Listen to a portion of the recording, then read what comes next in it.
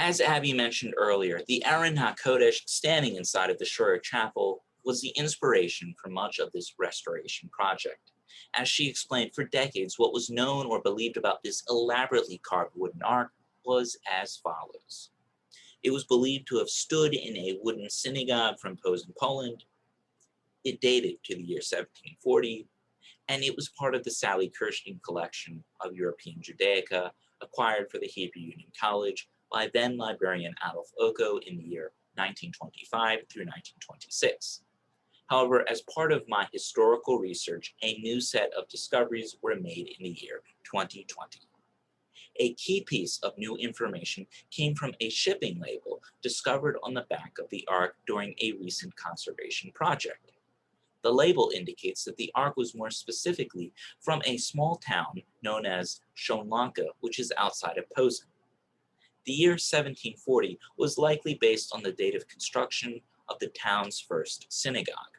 However, it is noted in town records that the town's first synagogue, along with its Aron HaKodesh, were destroyed in a fire during the year 1759. Instead, the Ark that HUC would inherit should be tied to the ensuing buildings associated with the town's old Beit HaMidrash, or House of Study, and this building had been known as the Hever Shul. The town's old Beit HaMidrash, the Hever Shul of Shonlanka, was established in the year 1772 at the latest and financed by a man named Jacob Moses. In 1740, Moses was only 15 or 16 years old, underscoring that the year 1740 of the Ark should be revised. Records also indicate that the Aron HaKodesh was part of a shared prayer space used by both the Beit HaMidrash and the town's synagogue. At the earliest, this space was in operation by the year 1759, which is now the date that the Skirball Museum is using to represent the date of construction for the Ark.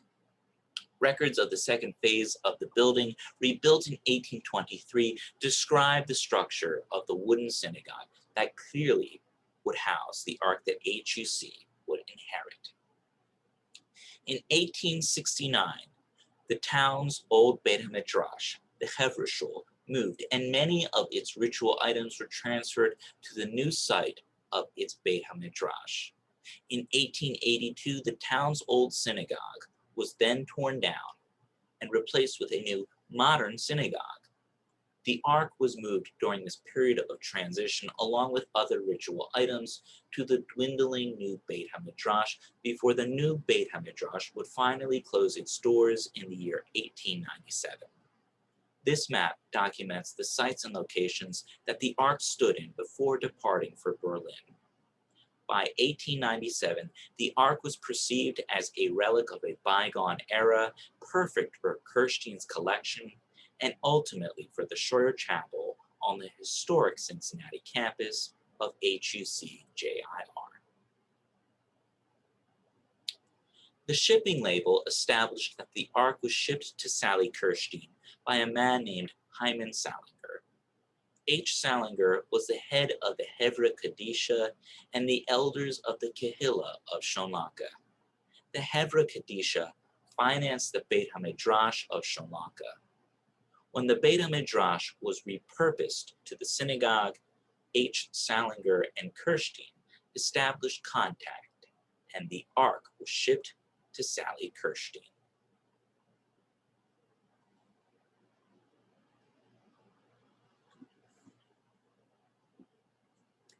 As images of the Ark from Sidra, Poland, and from Shonlanka have circulated across the internet, Jews and non-Jews have been curious to know more about why this scholarship had been centered in Cincinnati.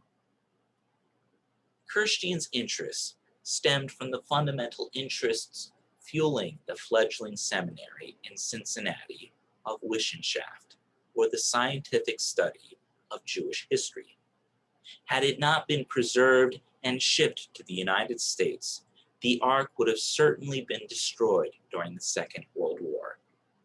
This study could not have happened anywhere but in the crucible of Reform Judaism and in Cincinnati, Ohio.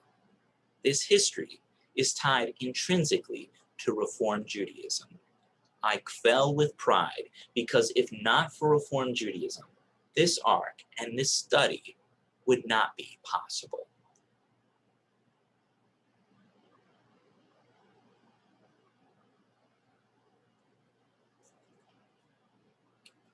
What a remarkable moment it was to conduct a Reform Shabbat service using this reborn Polish ark just a few weeks ago, during which the Torah portion chronicled the making of the tabernacle. Totally by serendipity, here is a 1-minute clip from that service.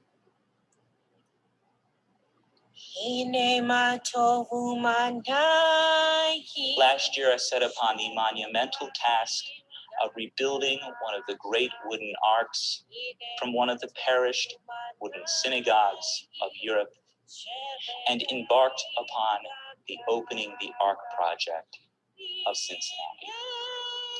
The ark, now rebuilt and standing proudly inside of the Skirball Museum of Cincinnati, was one of the jewels of world Jewry.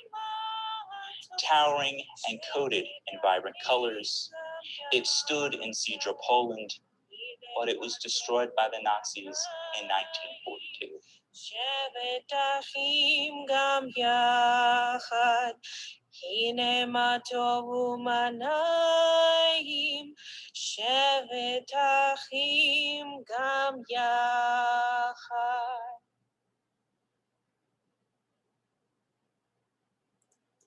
As you exit this sacred space, you are departing from a vanished world.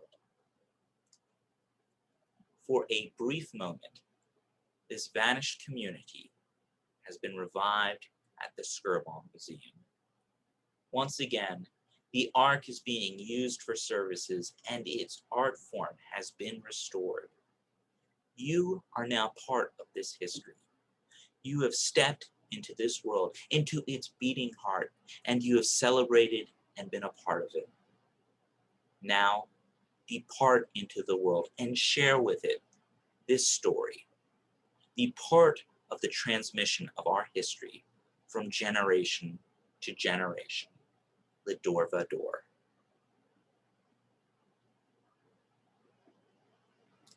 Throughout the various stages of this project, my mentors of HUC JIR, Dean Jonathan Hecht, Abby Schwartz, Rabbi Julie Schwartz, Dr. Richard Saracen, and Dr. Jennifer Grayson, have all helped me along with my research, and I would like to formally thank them for all of the work they've done in helping prepare me for this amazing journey. Thank you.